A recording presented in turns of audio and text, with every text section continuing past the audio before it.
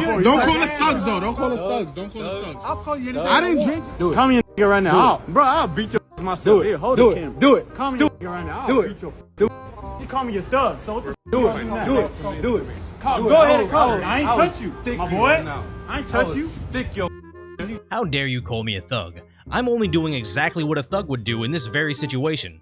And what's going on here? Is this old man Harry Potter, where he can walk by and mutter Tupaccio, and suddenly these 3 introverted medical students need to start jumping old people in a restaurant? I don't think that's how this works, but obviously it's hard to get the full story from what he selectively uploaded, so let's just watch as much as we can stomach. Don't call us thugs though. Don't call us thugs. Don't call us thugs. I'll call you anything. I didn't drink your drink. Don't call me a thug. So what you is?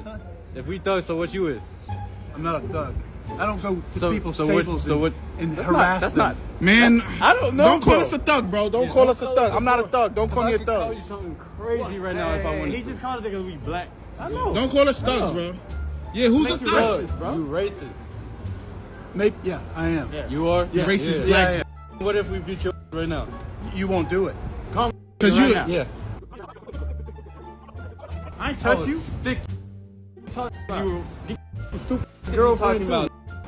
too. Yeah, don't call us thugs, bro. Don't call us thugs, cause we not thugs, bro. Now there's a lot to unpack here. Watching the video, I see what appears to be an expensive camera lens, and looking at his account, he looks incredibly popular on TikTok with nearly 500,000 followers, where he's gained popularity staging the same video over and over and over and over and over. So when he uploads this video asking, "Do we look like thugs?" it immediately backfires, where people know he's not a thug and how it's all for the camera, because that's where we are in society right now. The culture of victimhood started with, if you were disadvantaged before, we should help you to help you get back up to speed. But now we have this bizarre dynamic of the oppression Olympics. If I can post a video on social media of me being done wrong, I can get attention. We saw it with the trend of shaming men online at gyms for noticing women working out. The dinosaur media began to applaud them for their efforts, but then other women were finding that men were so afraid to look at them for fear of being shamed online that other women were actually getting stuck underneath weights. And now gyms had to make signage saying no more recording other people in the gym. But it looks like this image was taken by a guy, and there's a girl in the frame, so this guy's definitely going to jail. But all jokes aside, this is the plague of social media. Without the promise of internet clout, all these crazy fights happening in real life likely wouldn't be happening. I think of these airport pranks where people steal luggage in the name of making content. Bro, that's his bag, right? He bought. Where did my mother bought that same bag, bro? You can't get it. I can just get the. Why you walking away with my bag, bro.